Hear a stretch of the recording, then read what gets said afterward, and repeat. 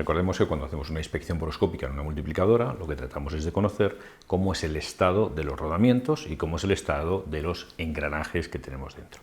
Pero claro, para conocer y para poder tipificar los defectos que tenemos, tanto en engranajes como en rodamientos, tenemos que conocer cómo son estos engranajes y cómo son estos rodamientos. En este vídeo vamos a contaros cómo son básicamente los rodamientos que nos vamos a encontrar en una multi.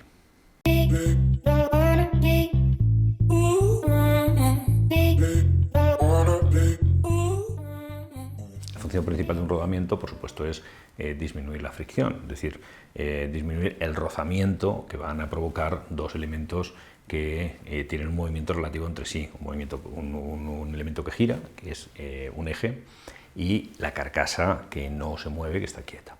Para minimizar esos esfuerzos, esos rozamientos, pues tenemos varios tipos de soluciones. Tenemos el cojinete de fricción y el cojinete de elementos rodantes en general.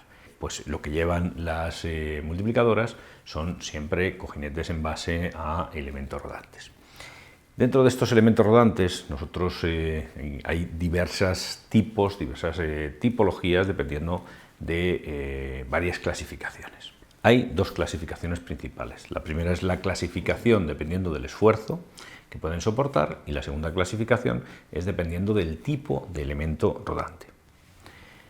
De acuerdo con el tipo de esfuerzo que pueden soportar, de acuerdo con la fuerza principal que tienen que soportar, la fuerza que provoca el movimiento, tenemos rodamientos que tienen como función minimizar los esfuerzos y la fricción provocada por esfuerzos axiales. Y por otro lado tenemos los rodamientos que tienen como misión minimizar la fricción que se provoca por los esfuerzos radiales. A los esfuerzos axiales también les llamamos esfuerzos de empuje y son los que tratan de mover el eje en la misma dirección en la que está construida el propio eje, y por eso se les llama también rodamientos de esfuerzo axial. Y a los rodamientos radiales se les llama también rodamientos de apoyo, porque realmente son los que soportan el peso del eje y lo que intentan es que el eje esté en su posición, mantenga su posición en el eje vertical. Todos los rodamientos en realidad son capaces de soportar esfuerzos radiales y axiales, lo que pasa es que están especializados en uno de los dos. Hay rodamientos que están solo especializados en esfuerzos axiales y que son capaces de soportar unos pequeños esfuerzos radiales y viceversa. Hay rodamientos que tienen como misión soportar los esfuerzos axiales y pueden soportar algunos esfuerzos radiales, pero en realidad todos los rodamientos son capaces de soportar unos y otros en mayor o menor medida. Hay rodamientos que ya sí que están pensados para soportar los dos tipos de esfuerzos y a ese tipo de rodamientos se les llama rodamientos combinados. Por tanto, desde el punto de vista de las fuerzas, nosotros tenemos tres tipos de rodamientos: rodamientos principalmente axiales, rodamientos principalmente radiales y rodamientos combinados.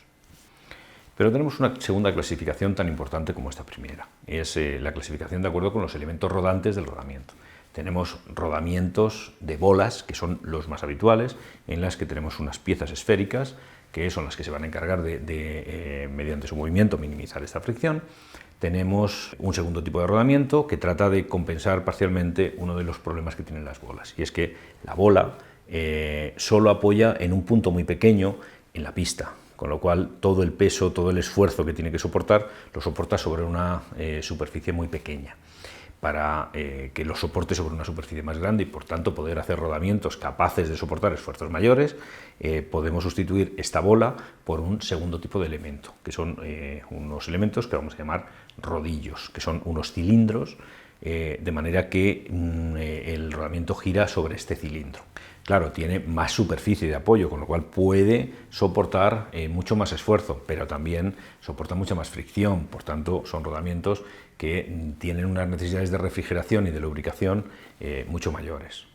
Además de rodamientos de bolas y de rodamientos de rodillos, tenemos un tercer tipo, que es el rodamiento de conos, en el que la forma es una forma de un cilindro, pero no es un cilindro que tenga el diámetro de un lado y de otro iguales, sino que tiene los diámetros diferentes, de manera que es capaz de soportar mucho mejor los dos tipos de esfuerzo, tanto el esfuerzo radial como el esfuerzo axial.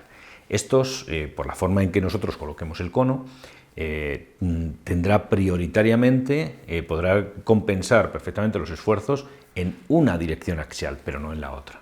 Y por último tenemos los rodamientos de agujas. Los rodamientos de agujas son son cilindros, pero son cilindros en los que la longitud de ese cilindro es mucho mayor que su diámetro. La relación está muy descompensada hacia el lado de la longitud del cilindro.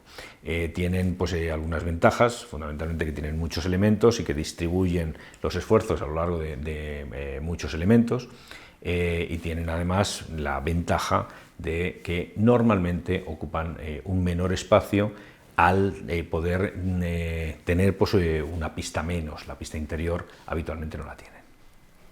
Las partes de un rodamiento son básicamente 4 y algún elemento complementario adicional. El primer elemento importante es el elemento rodante. Hemos visto que puede ser una bola, un rodillo, una aguja, etc. El segundo componente del rodamiento van a ser las pistas, que tenemos dos, la pista interior y la pista exterior. Entre la pista interior y la pista interior estará el elemento rodante. Tenemos a continuación la jaula, que es el elemento que sujeta los elementos rodantes y evita que se salgan o evita que se caigan. Entonces son estos 4 elementos principales: elemento rodante, pista interior, pista exterior y jaula. Y por último, en algunos rodamientos tenemos unas tapas que permiten contener el lubricante en caso de que sea un lubricante sólido.